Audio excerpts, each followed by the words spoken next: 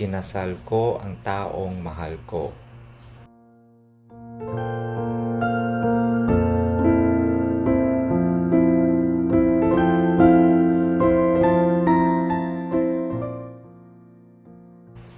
Hi everyone! I came from this school, University of San Carlos Minor and Major Seminary. Na ako'y mga nabasahan na story online nga nindot kaayo, so mautoy nakapush na ako na mag-share sad sa akong story. Sige, magsugod na ta. Just call me Father Bo. Yes, I am a priest. Going back when I was still in elementary days, I have this pinakabuutan nga best friend. Babae ni siya, so let's call her Andrea. Classmates me from grade 2 until grade 5. So maong nagkasuod jud mi. Kuyog og kaon inig udto, permi mi pair sa mga projects, ug always siya akong kaduwa kung weekends. Mao nay habit namong duha. As in close na jud kaayo mi like brothers and sisters do. But when we were in grade 6, ibalhin silag puyo sa syudad. Probinsyano o probinsyana di ay mi. So layo na mi o dili na mi classmates. I miss her so much. But wa ko'y mahimo kay bata pa mi, so padayon ra gihapon ko sa akong kinabuhi. I graduated sa grade 6 as valedictorian. Dili sa paghinambog. Kay kung wala pa to siya ni balhin, siya jud unta to, tas ako second ra. Fast forward. High school na mi pero sad kaayo ko kay wala akong best friend. Dili mi classmates. That feeling nga loner kay ka. Gimingaw ko niyag maayo, promise.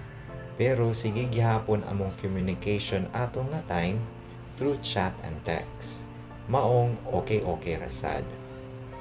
Fast forward ta. Second year na ko ug wa gyud ko malipay kay mingawon jud kaayo ko niya. Loner gihapon kaayo ko. Second year, second grading, nibalhin kog school. Pagsulod na ko sa akong bag-o na room, uwawa kaayo kay as in hilom kaayo akong mga classmates. So mao to nagpaila-ila ko sa akong kaugalingon, uwaw kaayo. Bo, you may now take your seat. Thank you, ma'am. Ug sa dihang nahibulong ko kay naa may usa ka chair nga bakante beside nako. Ako, vacant chair, niya ako dahing classmate. Bo, don't be surprised kung nganong naay vacant seat ha. Naapay laing mobalhin diri sa atong school good. So diha nako siya palingkuron kay para kamoy magka-close. Nakinumdum ko sa among convo ni Andrea pagkagabi ato na niana siya, Bo, nibalhin di ay kag eskwela? Ako sad Bo, mobalhinay ko kay mamalhin na pud mig puyo. Ako sa akong kagalingon, nakaana ko nga, dili ba kaha si Andrea maoy akong makatapad no? Kuyaw kay kog imagination ba na bisan kay baw kung naa sa city ga eskwela si Andrea samantalang ako naaras probinsya. Niya pagkataod-taod ato naay car ni abot sa among room og niana si teacher. Hilom taha kay murag nana ang inyong bag-ong classmate. Ako nakahunahon na RK di ay ning among bag-ong classmate. Nisod na siya sa among room ug murag familiar iyang naong ug lihok. Kanang may pagka-shy type gani na girl. I am, and yes, si Andrea ang dungan na kog balhin. I was so shocked that time. Kanang feeling nga lipay kay ko kay ang akong best friend ni balik na. Fast forward ta. So mao to kuyog-kuyog na migbalik, mangaon, laag, o magtuon dungan nami. Until nag third year high school nami, at that time teenagers nami. So naka-feel na jud kog something. Kanang feeling nga tungod sa sige ninyo kuyog-kuyog, murag naghinay-hinay na kagka-crush niya. Fast forward ta. Gisungsungog naming duha, niya timing sad kaayo nga kato na time di ay bag-o ra sila gabuwag sa iyang uyab o nanginahanglan pa jud siya something to lean on. Then as a best friend, I was there for her. Time came nga murag nagka-move on na siya, dito na ko ni confess niya na ako'y feelings niya. But ni ana siya nako na friends ra daw mi.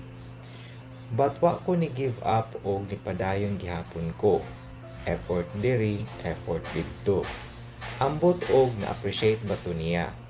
Until such time nga naga-crush siya glain o gipanguyaban gyud siya sa iyang crush in front of me as her best friend.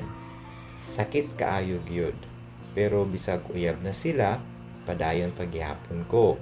Effort diri, effort didto. Pero kadaghan ako niya giingnan na friends sa jud daw lagi mi. Pero wa jud ko ni patuo. Continue lang gihapon bahalag sakit na.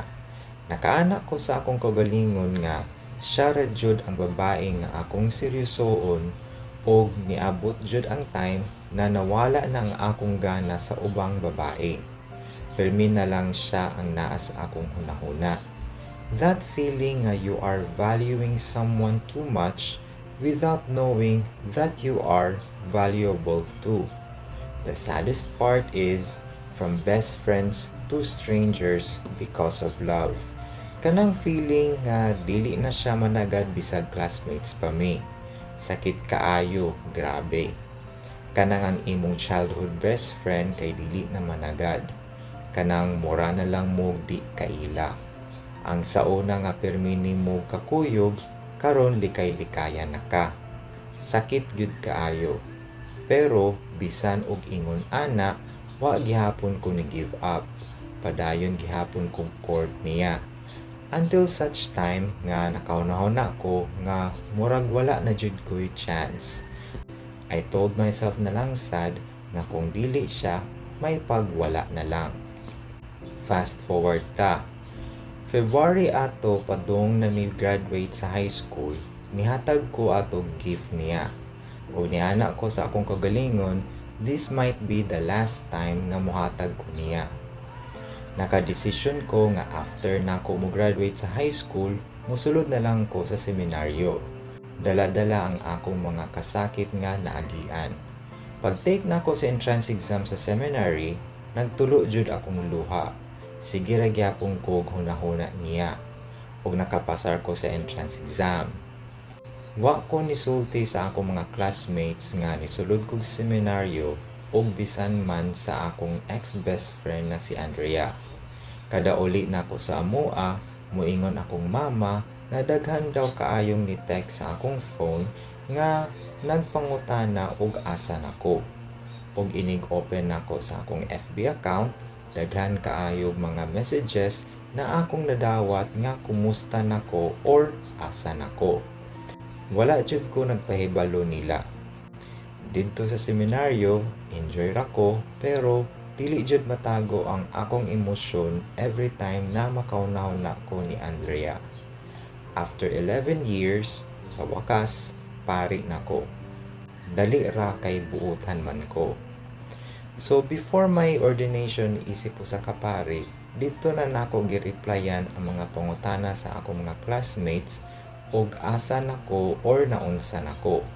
But sad to say, out of 40 nako nga mga classmates, siya ra jud ang wa nangutana og asa or naunsa nako. Ikalimta na jud di ay ko niya. Sakit kaayo pamalandungon nga ang akong best friend sa una wa na nakahinumdum nako. So mao na to, ako nagipangsultian ako mga classmates na ordination na nako isip o sa kapari. At first, wa sila nituo sa ako kay pag mga estudyante pa kuno mi, wa jud daw ko naghisgot na magpari ko. But na naman ni, pari na ko, tuo na lang mo. Kana nga mga pulong ang akong gipangatarungan sa ilaha. After sa akong ordination, mipahigayon ko usa ka Thanksgiving Mass sa among lungsod. But still, wala gihapon ko kita kang Andrea. Asa na akong best friend? Asa na siya? Wala di ay siya malipay sa akong success? Asa na ka Andrea? Maunay akong mga pangutana sa akong kaugalingon. Fast forward. After na-assign ako og parokya diri sa South ug nindot kaayo siya nga parokya. 1 month na ako nga pagstay didto, giingnan ko sa akong kura nga mularga usa daw siya, niya ako usa kunoy bahala sa parokya. So nisugot ko, assistant trabaya ko, so sugot-sugot ra gyud ta. December to siya og diri nga parokya basta December daghan kaayog kasal. So mao to, tan-aw ko sa akong schedule og Saturday to siya. Himala usaray kasal atong adlawa.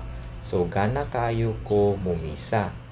Padung sa sugod ang misa, nipaso na ang kaslunon. Paghuman nila, nipaso na sad ko. Processional march na nako together with the wedding song nga Lucky. Pagadungog nako sa kanta, nakinumdum dayon ko sa akong best friend, si Andrea. Og nahibulong ko nga murag familiar man jud ang girl.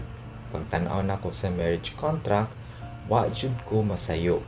Ang akong gikasal kay ang akong best friend si Andrea. Bisan pari nako, sakit gihapon kaayo.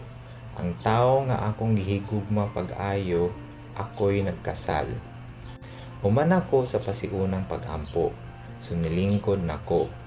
While nagbasa ang mga lector sa mga basahon, wa gyud ko kapugong ni agas gyud akong luha. Sakit gyud gihapon kaayo. Wala ko kahibaw kung nakaila pa ba to siya nako. Pero ako, kaila pagihapon kaayo ko niya. Pag humili na nako, as in ako jung gitambagan og maayo ang lalaki nga ampingi gyud og maayo ang iyang asawa. O gitapos nako ang akong homily sa pag-ingon, "Lucky I'm in love with my best friend." Og after sa mass, nilargo gyud ko gawa sa simbahan og nilargo kog sulod sa akong kwarto. Sakit gyud gihapon kaayo. Few days later, naay ni text nako. "Salamat sa pagkasal kanako, Padre, Andrea." Wala ko ni reply niya kay malipayon na siya kauban ng iyang bana. Og malipayon na usab ako isip usa ka pari. Till we meet again, Andrea. Diri na lang kutob. Salamat sa pagbasa. God bless. Reverend Father Bo, University of San Carlos.